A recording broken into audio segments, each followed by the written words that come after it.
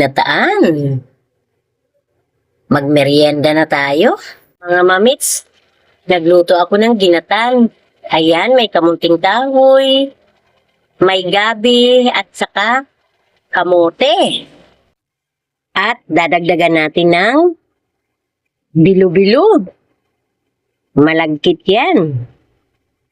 Ilalagay na natin yung malagkit na bilo-bilo. Lalagay na tayo ng asukal.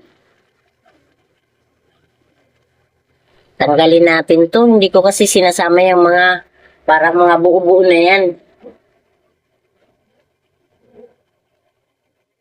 Maglalagay na tayo ng gata.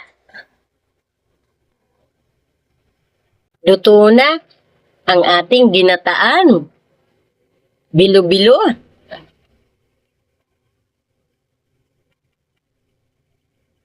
Nagginatan si Mamis noong nandun kami sa Quezon. Ang sarap nito, kaya gumawa na rin kayo.